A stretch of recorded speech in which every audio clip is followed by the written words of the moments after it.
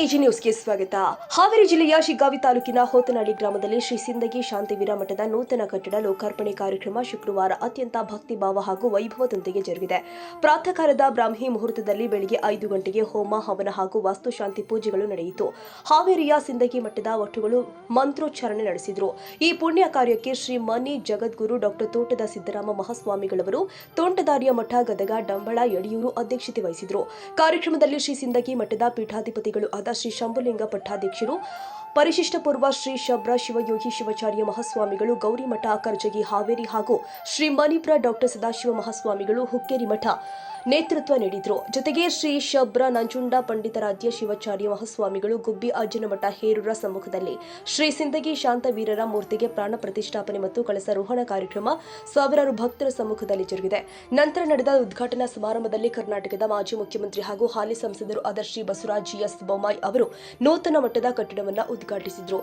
ಈ ಸಂದರ್ಭದಲ್ಲಿ ಶಾಸಕರು ಆದ ಶ್ರೀ ಯಾಸಿರ್ ಅಹಮದ್ ಖಾನ್ ಪಠಾಣ್, ಶ್ರೀ ಮಂಜುನಾಥ ಕುನ್ನೂರ, ಹೆಸ್ಕಾಂ ಅಧ್ಯಕ್ಷರು ಆದ ಶ್ರೀ ಅಜ್ಜಂಪೀರ್ ಖಾದ್ರಿ ಸೇರಿ ಅನೇಕ ಗಣ್ಯರು ಭಾಗವಹಿಸಿದರು.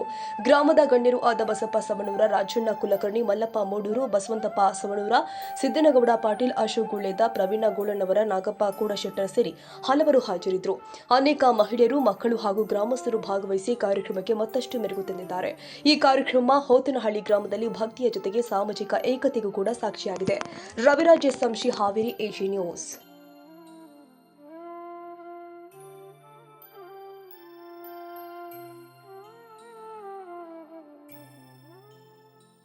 ಕನ್ನಡಿಗರ ಮೆಚ್ಚಿನ ನಿಮ್ಮ ಎಜೆ 24/7 ನ್ಯೂಸ್ ಕನ್ನಡ ವಾಹಿನಿ ಇದೀಗ ಟಿವಿಯಲ್ಲಿ ಲಭ್ಯ. ವೇಳೆ ನೋಟಿಸ್ ಕೊಟ್ಟಿದ್ರೆ ವಾಪಸ್ ತಗೋತೀವಿ. ಇವತ್ತು ವಕ್ಫ್ ಪ್ರಾಪರ್ಟಿ ಅಂತೇಳಿ ಬರ್ತದೆ ಅಂತ ಹೇಳಿದ್ರೆ ರೈತರ ಬೀಜಕ್ಕೆ ಬದಲು ಏನ್ ಮಾಡ್ಬೇಕಾಗತ್ತೆ? ಯಾರು ವೋಟ್ ಹಾಕಲಿಲ್ಲ ಅಂದ್ರೆ ಗ್ಯಾರಂಟಿನೆಲ್ಲ ಸ್ಟಾಪ್ ಮಾಡ್ಬಿಡ್ತೀವಿ.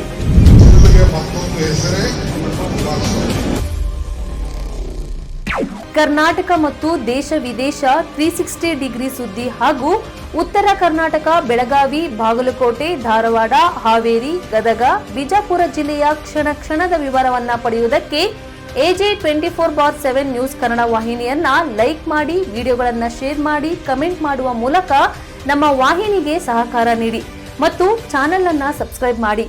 ಧನ್ಯವಾದಗಳು.